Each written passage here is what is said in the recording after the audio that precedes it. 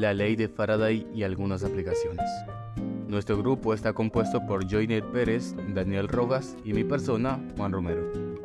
La ley de Faraday es ampliamente utilizada actualmente en funcionamiento de diferentes artefactos electrónicos.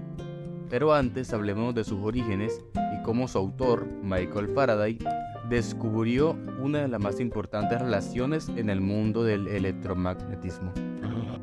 Michael Faraday fue un científico británico que realizó importantes contribuciones al estudio del electromagnetismo y la electroquímica.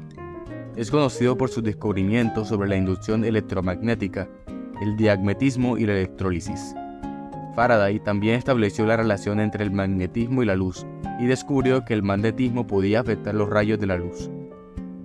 Además, inventó dispositivos electromagnéticos rotativos que formaron la base de la tecnología de motores eléctricos y fue fundamental en la práctica y utilización de la electricidad en la tecnología. Su trabajo sentó las bases para la generación de electricidad y ha tenido un gran impacto en nuestra sociedad. En este diapositiva se explica el experimento llevado por Faraday sobre la inducción electromagnética, que consistió en introducir un imán en reposo frente a un circuito en forma de espiral. Dicho experimento se replica más adelante con un caso práctico en el cual se verá mejor cómo se da la ley de Faraday.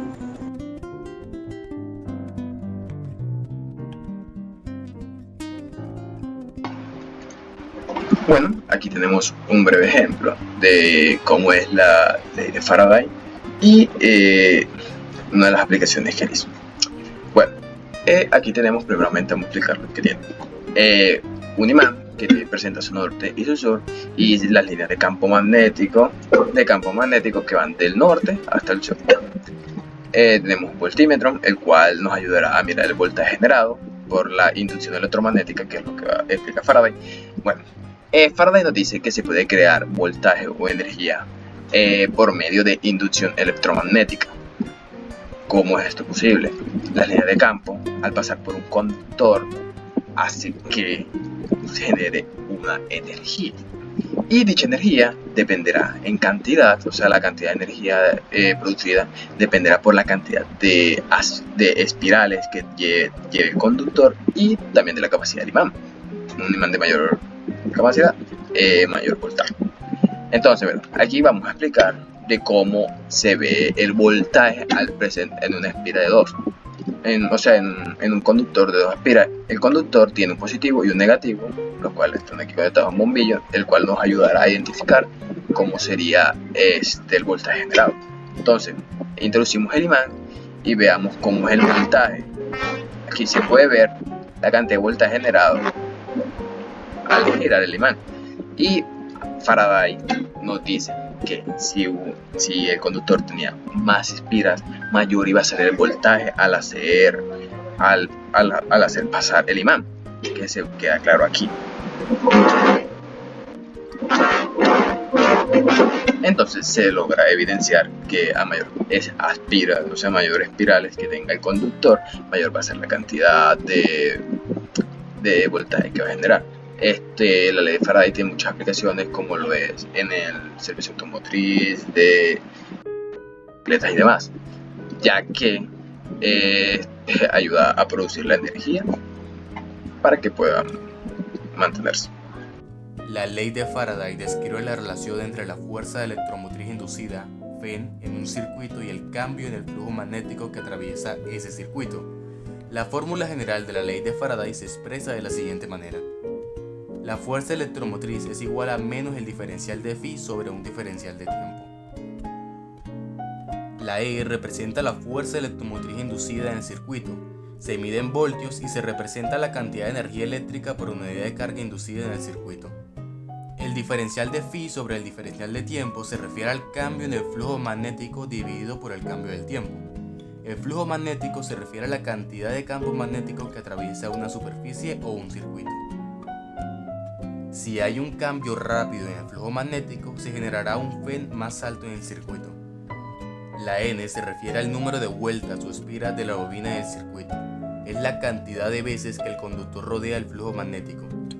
El signo negativo en la fórmula indica que la fuerza electromotriz inducida y las variaciones del flujo magnético tienen una relación de polaridad opuesta. Esto se debe a la ley de Lenz, que establece que la corriente inducida en un circuito siempre se opone al cambio en el campo magnético que la induce. En el contexto de la fórmula, el signo negativo asegura que la FEN inducida tenga la polaridad correcta para oponerse al cambio en el flujo magnético. Esto significa que cuando el flujo magnético aumenta, la FEN inducida tendrá una polaridad que generará una corriente que intenta disminuir el flujo magnético. Los generadores eléctricos son un ejemplo perfecto de la aplicación de la ley de Faraday en la actualidad. De forma simple, un generador se compone de lo siguiente: una bobina giratoria. En un generador eléctrico se utiliza una bobina de alambre conductor que está montada de manera que se pueda girar dentro de un campo magnético. Al girar la bobina dentro de un campo magnético, el flujo magnético a través de la bobina cambia continuamente. Este cambio en el flujo magnético es crucial para inducir una fuerza electromotriz. La fuerza electromotriz inducida genera una diferencia de potencial en el circuito, lo que impulsa el flujo de corriente eléctrica. Esta corriente eléctrica puede utilizarse para alimentar dispositivos eléctricos y reutilizar el trabajo útil. En palabras simples, el cambio del flujo magnético inducido por el movimiento dentro de la bobina genera una fuerza electromotriz en el circuito, lo que a su vez produce una corriente eléctrica, que esta ya puede ser utilizada para suministrar energía a diversos sistemas y dispositivos. Tenemos que tener en claro que no es la presencia del imán en el conductor lo que consigue generar una corriente, sino su movimiento, por lo que podríamos decir que es la variación del magnetismo lo que genera la electricidad. Ya con esto en mente, podemos plantear el siguiente problema.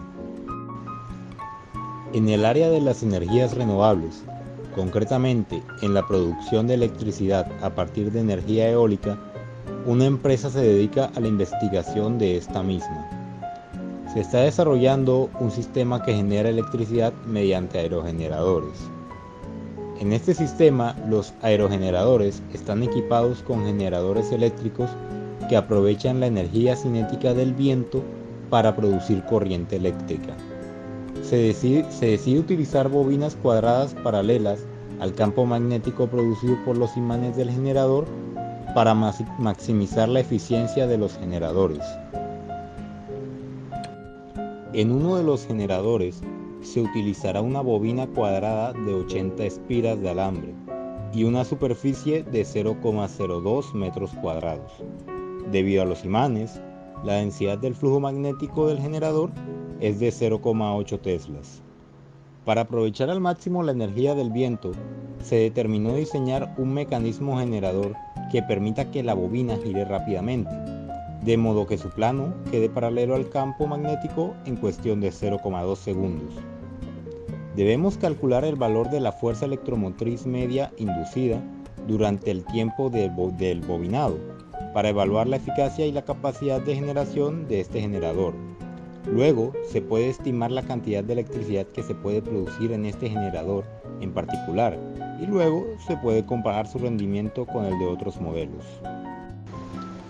El valor del flujo magnético, en este caso expresado como Φ, a través de una bobina, está dado por la fórmula Φ igual a B por A por el coseno de teta, donde B es la densidad del flujo magnético, A es el área de la bobina y teta es el ángulo entre el campo magnético y el plano de la bobina. En este caso, la bobina se gira para que su plano sea paralelo al campo magnético, lo que significa que teta va a ser igual a 0, por lo tanto coseno de teta será igual a 1. Y en este caso el flujo magnético se puede expresar simplemente como B por A. Dado que el campo de densidad del flujo magnético B es de 0,8 teslas y el área de la bobina A es de 0,05 metros cuadrados, podemos calcular el flujo magnético, el cual nos va a dar como resultado la multiplicación de 0,8 teslas por 0,05 metros cuadrados y nos va a dar 0,04 teslas por metro cuadrado. La fuerza electromotriz inducida, o Epsilon, está relacionada con el cambio del flujo magnético por la siguiente fórmula. Epsilon es igual a menos n por delta de teta sobre delta del tiempo, donde n es el número de espiras que tenga la bobina y el delta de tiempo es el tiempo en que tarda la bobina en girar. En este caso, el problema consiste en nuestra bobina tiene 80 espiras y el tiempo de giro es de 0,2 segundos. Y sustituyendo cada uno de los valores en nuestra fórmula tenemos esto. Epsilon es igual a menos 80 por 0,04 tiempo por metro cuadrado sobre 0,2 segundos, que es lo que estaba diciendo ahorita. Y esto, realizando las operaciones, nos da que menos 80 por 0,2 voltios es igual a menos 16 voltios. Aquí tenemos el valor de nuestra fuerza electromotriz media inducida, la cual es de menos 16 voltios. Y el signo negativo nos indica que la polaridad de la fuerza electromotriz es opuesta a la dirección del flujo de corriente de la bobina.